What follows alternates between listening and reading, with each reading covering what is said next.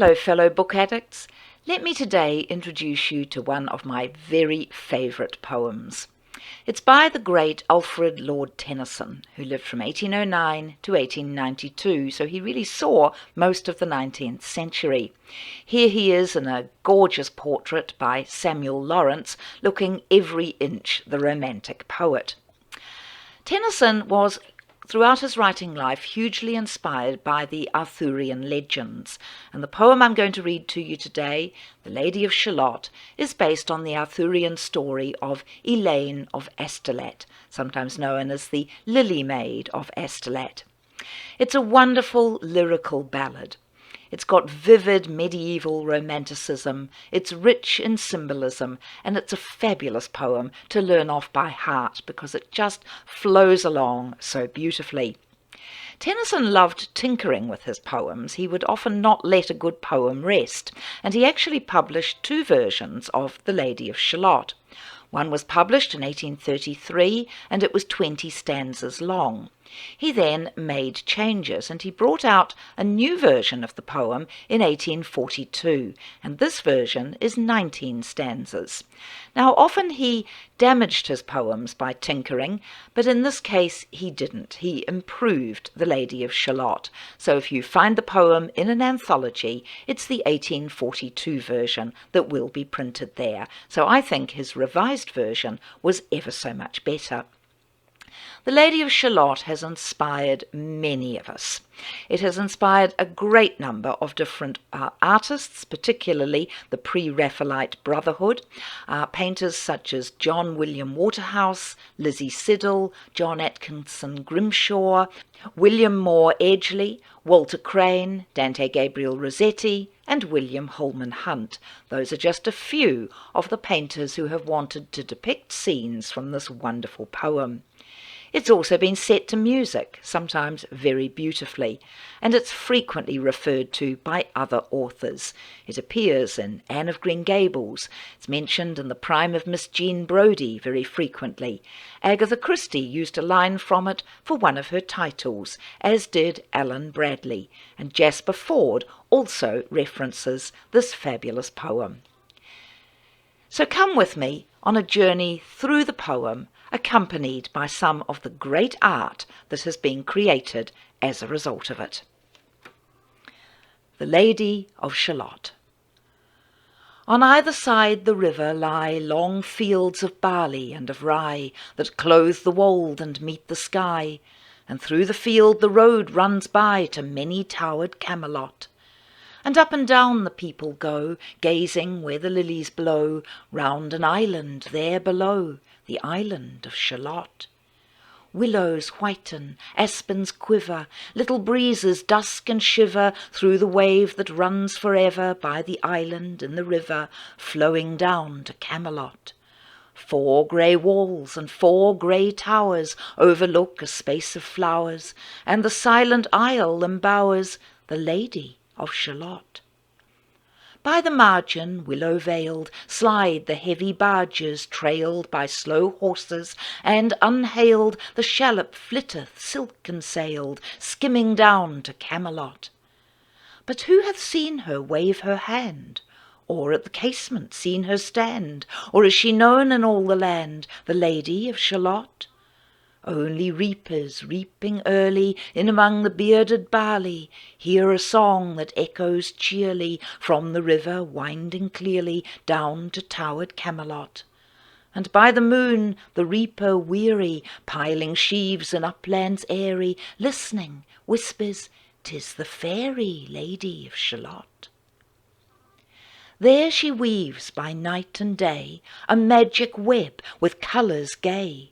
She has heard a whisper say, a curse is on her if she stay to look down to Camelot. She knows not what the curse may be, and so she weaveth steadily, and little other care hath she, the Lady of Shalott. And moving through a mirror clear that hangs before her all the year, shadows of the world appear. There she sees the highway near, winding down to Camelot. There the river eddy whirls, and there the surly village churls, and the red cloaks of market girls pass onward from Shalott. Sometimes a troop of damsels glad, an abbot on an ambling pad, sometimes a curly shepherd lad, or long-haired page in crimson clad, goes by to towered Camelot. And sometimes through the mirror blue the knights come riding two and two. She hath no loyal knight and true, the Lady of Shalott. But in her web she still delights to weave the mirror's magic sights, for often through the silent nights a funeral with plumes and lights and music went to Camelot. Or when the moon was overhead came two young lovers lately wed.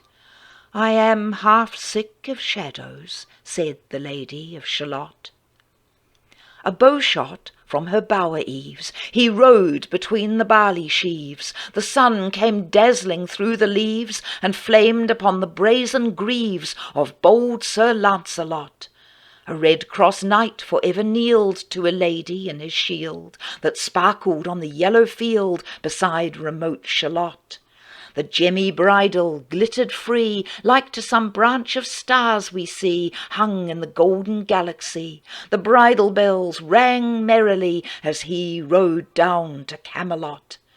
And from his blazoned baldric slung a mighty silver bugle hung, and as he rode his armour rung beside remote Shalott. All in the blue unclouded weather, thick jewelled shone the saddle leather, the helmet and the helmet feather burned like one burning flame together as he rode down to Camelot. As often through the purple night, below the starry clusters bright, some bearded meteor, trailing light, moves over still Shalott. His broad, clear brow in sunlight glowed, on burnished hooves his war-horse trode, from underneath his helmet flowed his coal-black curls, as on he rode down to Camelot. From the bank and from the river he flashed into the crystal mirror. Tirra-lirra, by the river, sang Sir Lancelot. She left the web, she left the loom, she made 3 paces through the room. She saw the water-lily bloom, she saw the helmet and the plume. She looked down to Camelot. Out flew the web and floated wide. The mirror cracked from side to side. "The curse is come upon me," cried the Lady of Shalott. In the stormy east wind straining, the pale yellow woods were waning, the broad stream in his banks complaining, heavily the low sky raining over towered Camelot.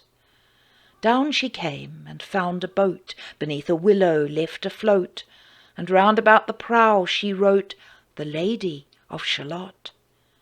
And down the river's dim expanse, like some bold seer in a trance, seeing all his own mischance, with a glassy countenance, did she look to Camelot. And at the closing of the day, she loosed the chain, and down she lay. The broad stream bore her far away, the Lady of Shalott. Lying robed in snowy white, that loosely flew to left and right, the leaves upon her falling light through the noises of the night, she floated down to Camelot. And as the boat-head wound along the willowy hills and fields among, they heard her singing her last song, the Lady of Shalott. Heard a carol, mournful, holy, chanted loudly, chanted lowly, till her blood was frozen slowly, and her eyes were darkened wholly, turned to towered Camelot. For ere she reached upon the tide, the first house by the waterside, singing, in her song, she died, the Lady of Shalott. Under tower and balcony, by garden wall and gallery, a gleaming shape she floated by, dead pale between the houses high, silent into Camelot.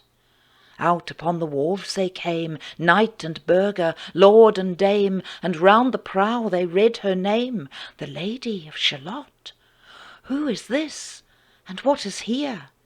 And in the lighted palace near died the sound of royal cheer, and they crossed themselves for fear, all the knights at Camelot.